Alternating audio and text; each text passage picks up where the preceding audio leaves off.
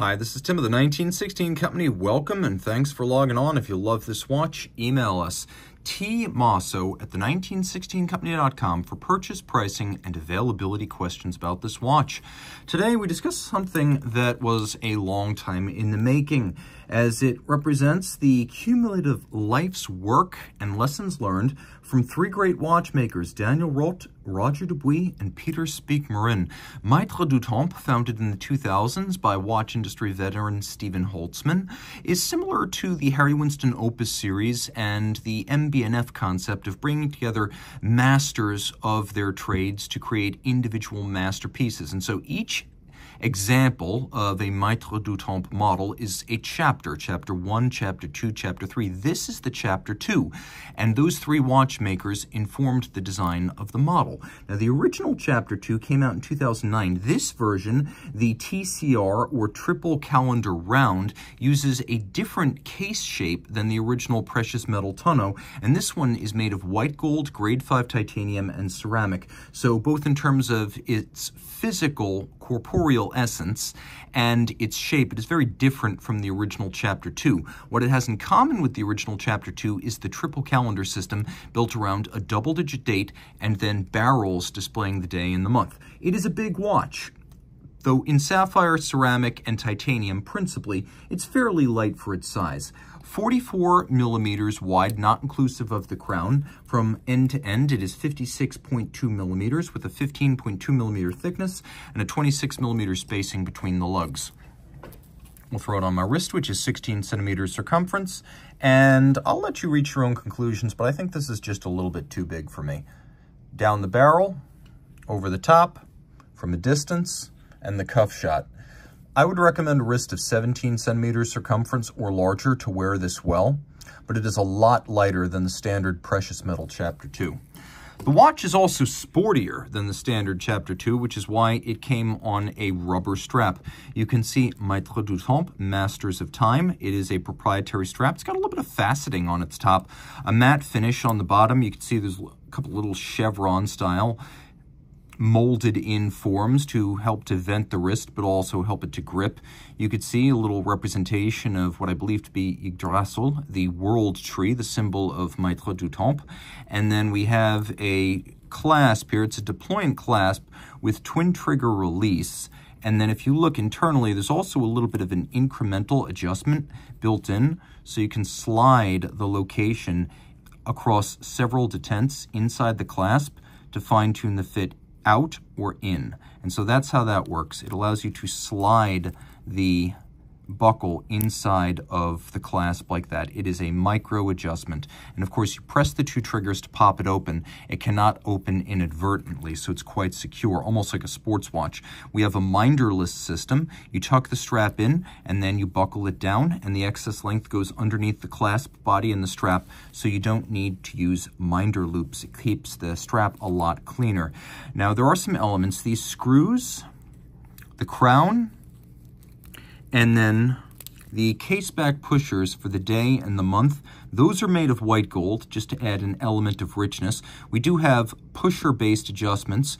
You can see we have the day, the date, and the month.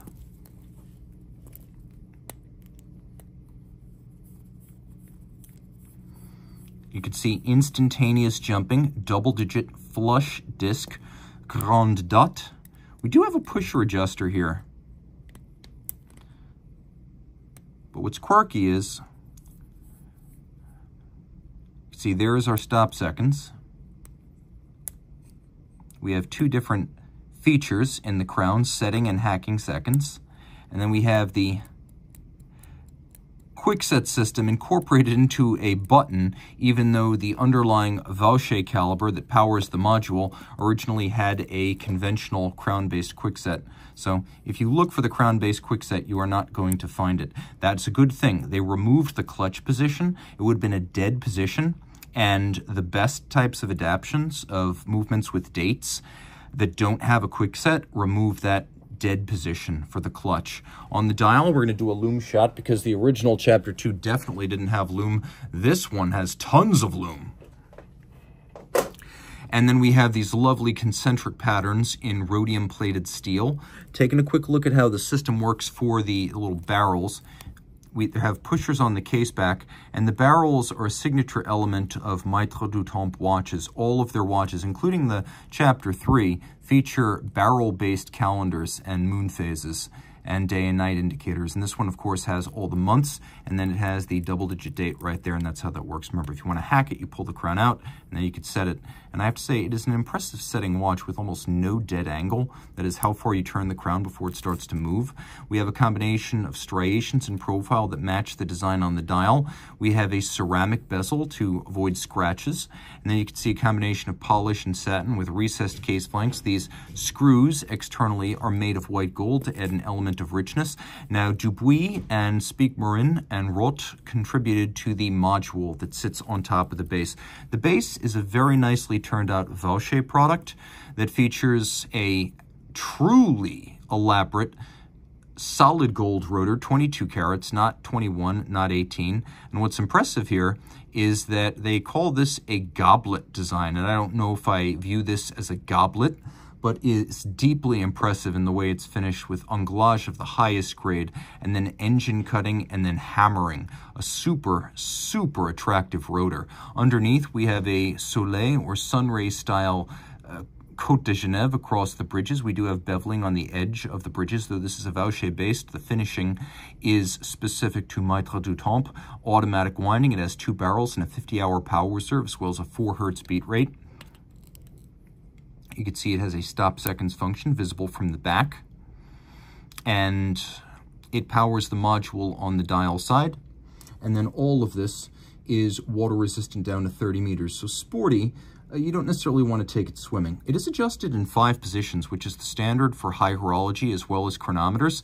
So they didn't hold back. It's a 32 joule movement, and it's deeply complex, as when you combined the module with the base, you get 382 parts, almost 400 pieces, and the twin barrels ensure, if not a super long power reserve, it's 50 hours, but a very consistent and high grade flow of torque to the escapement and to drive the module.